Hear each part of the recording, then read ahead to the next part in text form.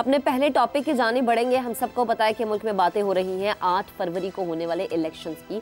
अब इसके हवाले से जो बड़ी डेवलपमेंट है वो आपके सामने रखते हैं। पाकिस्तान में इंतखाबात का बिगुल बजते ही कागजात नामजदगी जमा करवाने का सिलसिला शुरू हो चुका है। बड़े बड़े सियासी रहनुमा भी इंतखाबी दंगल में उतरने के लिए कागजात नामजदगी जमा करवा चुके हैं। कागजात नामजदगी हासिल करने वाले बड़े रहनुमाओं की बात की जाए तो मुस्लिम लीग नून के कायद मियां मोहम्मद नवाज शरीफ NA 15, मानसहरा और लाहौर के हल्का NA 130 से कौमी असम्बली का इंतखाब लड़ेंगे।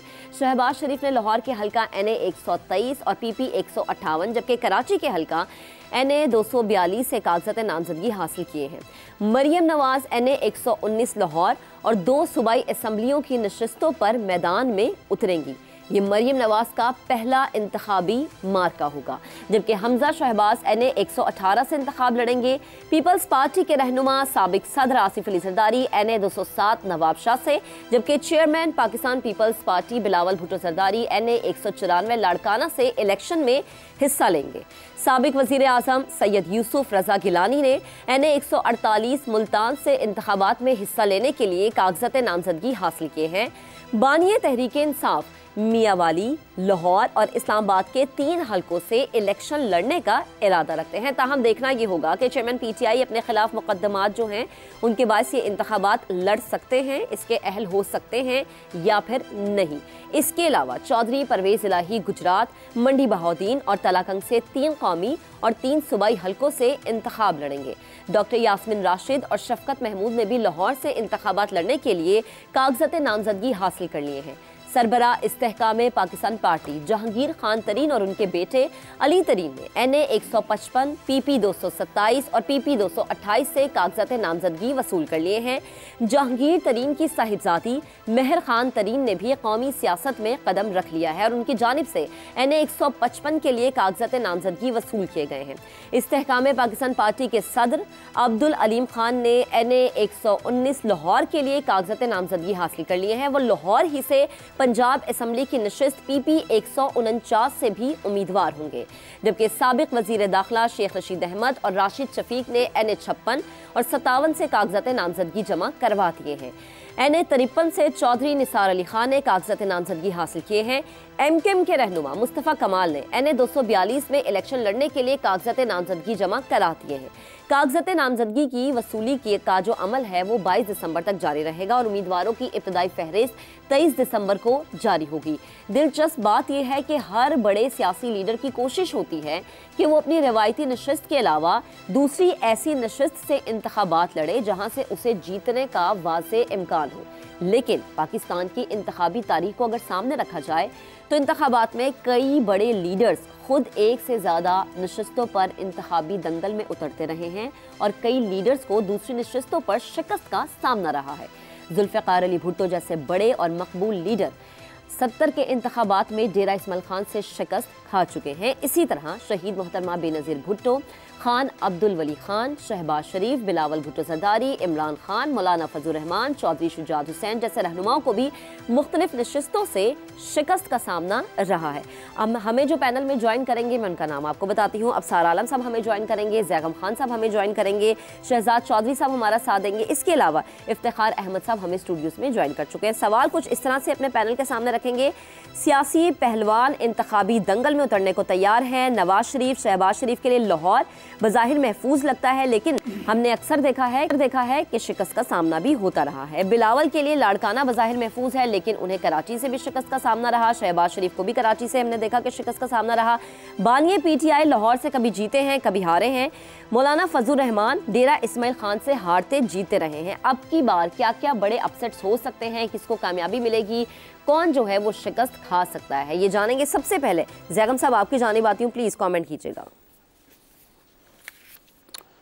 वो कहते हैं कि सुनिया होवन गलियां ते विच मिर्ज़ा यार फिरे, तो अगर गलियां भी सुनिया हों यानी वीरान हों और फिर भी मिर्ज़ा साहब का काम ना बने तो फिर मेरा ख्याल है मिर्ज़ा साहब को इश्क छोड़कर आड़त करनी चाहिए।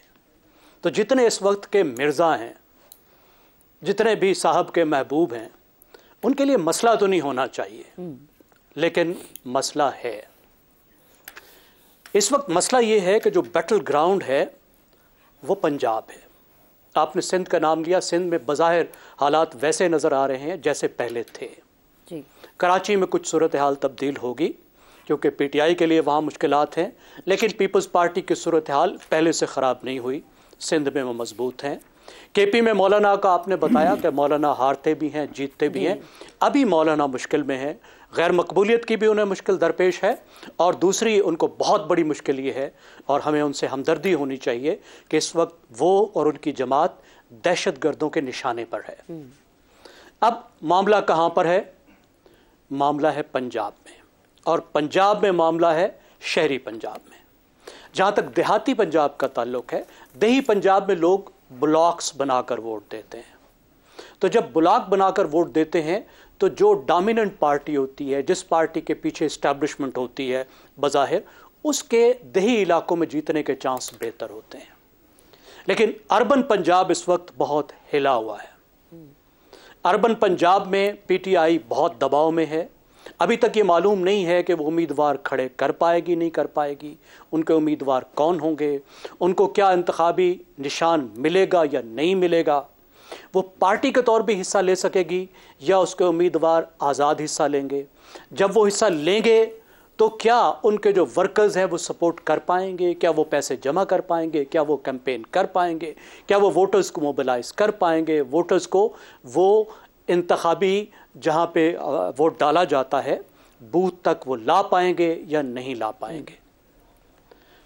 लेकिन जो अर्बन जिस तरीके के हालात हैं उसमें इस वक्त मुस्लिम लीग नवाज खुद भी, जिसके लिए रास्ता हमवार होना चाहिए, बहुत आसान होना चाहिए, वो इस वक्त एक तारीखी गैर मकबूलियत का सामना कर रही है। और उस गैर मकबूलियत में बहुत सी बेयकीनी पैदा हो गई है, और सबसे ज़्यादा उसके लिए मुश्किलात, क्योंकि जब हम अर्बन पंजाब का कहते हैं तो पाकिस्तान का सबसे जो अर्बनाइज्ड हिस्सा है, जो शहरी हिस्सा है, वो सेंट्रल पंजाब है। वो जगह है जो मुस्लिम लीग नवाज का गढ़ रहा है, और यहीं पे उसके लिए मुश्किलात हैं। और अगर कहीं अपसेट का ख़तरा है तो वो यही जगह है कि यहाँ उसको मुश्किलात पेश आएंगी कि हो सकता है कि पीटीआई का वोटर उस दिन निकल आए। ये भी हो सकता है कि जो आज़ाद खड़े हो रहे हैं लोग प्रोटेस्ट में उल्टा आज़ाद जो उम्मीदवार हैं उनको वोट दे दें। नई पार्टीज़ भी मैदान में आ चुकी हैं, उन नई पार्टियों का भी एक चांस बन सकता है। तो बज़ाहिर अपसेट की जो गुंजाइश है, जो अपसेट की जगह है, वो पंजाब है। जब तक ख़ास तौर पे हम जब बड़े लीडर्स की बात करते हैं तो बहुत से बड़े लीडर्स भी यहाँ कंटेस्ट कर रहे हैं, तो जो मेन हलके होते हैं, जो बहुत मेन हलकों की जहाँ तक आप बात कर रही हैं, वहाँ ज़ाहिर है इतनी एनर्जी कंसंट्रेट की जाती है, वहाँ पार्टियों ने इतना काम किया होता है जो उनके अपने हलके होते हैं। आप या नवाज़ शरीफ के हलकों की बात करें या मरियम नवाज़ के हलकों की बात करें, और उसके बाद भी कैंपेन में भी वो इतनी ज़्यादा एनर्जी लगाते हैं कि वहाँ उन्हें महफूज होना चाहिए। लेकिन मैं ये समझता हूँ कि तमाम तर इंजीनियरिंग के बावजूद इस इलेक्शन में हमें अपसेट की और गैर यकीनी सूरत हाल की और गैर मुतवक्के नताइज की उम्मीद रखनी चाहिए। ठीक है ज़ैगम साहब, आपका कमेंट आ गया। इफ्तिखार साहब, आपकी जानिब आती हूँ। नवाज शरीफ की हज़ारा बेल्ट में कामयाबी की जो इंतखाबी कामयाबी की जो तारीख है वो सबके सामने है। फिर लाहौर उनका अपना शहर गढ़ माना जाता है। अगर पीटीआई ने कोई बड़ा चेहरा मैदान में उतार दिया तो क्या लगता है आपको कि सख्त मुकाबले का इम्कान है? देखिए, बात सिंपल सी है। अगर मैं 1970 के इंतखाबात में देखूं तो वहाँ पे जो बुर्ज उल्टे गए थे ना, उसकी वजह ये थी कि वहाँ पे सियासी पार्टी एक मौजूद थी और वो सियासी पार्टी का मुकाबला कर रही थी Jamaat Islami versus Pakistan Peoples party, जो उस वक़्त का वेस्ट पाकिस्तान है, उसमें ये मुकाबला था।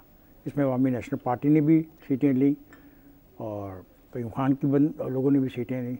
लेकिन जो पंजाब की जो बात कर रहे हैं दोस्त, वहाँ पे जो बुर्ज उल्टे गए थे वो पंजाब में ज़्यादा उल्टे गए थे। बिल्कुल, अगर तो मुकाबला इतना ही सख्त है जैसा कहा जा रहा है कि तारीख़ी तौर पे बहुत अनसर्टेनिटी पाई जा रही है एक सियासी जमात के लिए पंजाब के अंदर, तो हो सकता है। इसमें कौन सा गैर मुमकिन चीज़ है? पॉलिटिक्स तो नाम इस चीज़ का है और इलेक्शन तो नाम इसी चीज़ का है। लाहौर की 2 नशिस्तों के ऊपर मेरा ख्याल है कांटेदार मुकाबला होगा। अच्छा। कराची की 4 नशिस्तों पे, इस्लामाबाद की 1 नशिस्त जो है वो नज़र आ रही है कि वहाँ पे कांटेदार मुकाबला को। जब मैं लफ्ज़ कांटेदार मुकाबला कहता हूँ तो ये मार्जिन ऑफ विक्ट्री जो है ये बहुत कम वोटों से भी हो सकता है। मतलब एक जीतता है 1000 लेके तो दूसरा 910 वोट लेके आता है। इस तरह का कॉन्टेस्ट मैं एक्सपेक्ट कर रहा हूँ। फैसलाबाद, मुल्तान, रावलपिंडी, मियांवाली, पेशावर, मर्दान, कोयटा, डेरा इस्माइल ख़ान, भावलपुर, गुजरांवाला, सियालकोट, कसूर, डेरा गाजी खान और फाटा के अंदर भी एक ऐसी सीट है जहाँ पे बड़ा क्लोज कॉन्टेस्ट होगा। अब मसला एक है मेरे लिए मुश्किल है जो वो ये है कि अभी तो कागजात नामजदगी का आगाज़ हुआ है जी, और कल आखिरी तारीख है कागजात नामजदगी के वसूल करने की। बिल्कुल ऐसा ही। और फिर 18 जनवरी को एक फहरिस्त जारी होगी। उसके बाद बिल्कुल समझ आ जाएगा कि ये जो मैंने कहा लाहौर में 2 और कराची में 2, आज मैं जिनको 2 समझ रहा हूँ मुमकिन ये 3 नशिस्तें ऐसी हो जाएँ।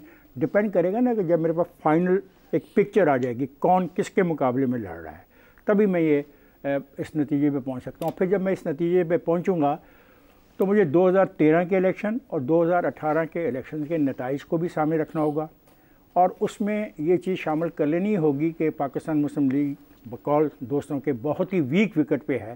तो देखना है कि वो वीक विकेट पे होने के बावजूद जब वो 2013 और 2018 में उन हलकों पे जब कामयाब हो रही थी तो कितने वोटों से कामयाब हुई, और जो हल्के उसने हारे पीटीआई के अगेंस्ट वो कितने वोटों से हारे। ठीक है। और जो ये एक सर्ज है, जो ये कहते हैं एक बहुत किस्म का लावा फूटने वाला है पूरे पंजाब के शहरी इलाकों में, अगर हम उसको 10% लावा देख लें, 20% कर लें, 30% कर लें, तो फिर देखना होगा कि जो सीटें पाकिस्तान मुस्लिम लीग नून ने 2018 में, जबकि पीटीआई बड़ी स्ट्रॉन्ग पोजीशन में थी और पीटीआई को सपोर्ट करने वाले कुछ चेहरे सामने थे और कुछ चेहरे पीछे थे, तो अगर इस तरह हम स्टडी करें तो हम ज़्यादा नज़दीक पहुंच जाएंगे। लेकिन फिर मुश्किल मेरे लिए ये है, अभी मेरे साथ नाम नहीं आए, कंफर्म नेम नहीं है। अभी आप मानसेरा की बात कर रहे हैं, आई एम नॉट श्योर कि उनके मुकाबले में कौन आएगा मानसेरा से। जब तक मुझे ये मुकाबले में आए हुए लोग ना पता लगें तब तक किसी के बारे में कहना है कि बहुत कांटेदार मुकाबला हो रहा है, मैं समझता हूँ मुनासिब नहीं होगा।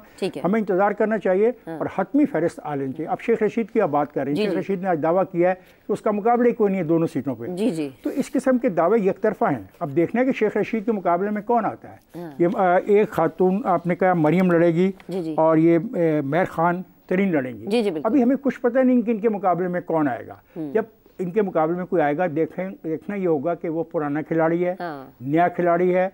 अगर वो एक पीटीआई से लड़ रहा है तो पीटीआई ने इस नशिस्त के ऊपर माजी में कितना वोट लिया, तो हमें ये स्टडी करनी पड़ेगी। मुझे इस वक्त अफसोस है कि मैं आपकी ज़्यादा मदद नहीं कर सकता। मैं उस वक्त आपकी ज़्यादा बेहतर मदद कर सकूंगा जब मेरे पास जब हमें पता चलेगा कि सामने कैंडिडेट कौन सा कितना स्ट्रांग है, उसकी हिस्ट्री क्या है। आपने डॉक्टर साहबा का नाम लिया, डॉक्टर साहबा बहुत ज़्यादा स्ट्रॉन्ग कैंडिडेट साबित हो सकती है लाहौर में, बिकॉज वो मेहनती खातून है, उन्होंने बहुत मेहनत करती हैं। ये बोले अब वो जेल से इलेक्शन लड़ती हैं तो साफ ज़ाहिर है कि सिम्पथी वोट उनके पास जाएगा। अब लेके देखना होगा वो किसके मुकाबले में लड़ रहे हैं, ये देखना पड़ेगा। ठीक है।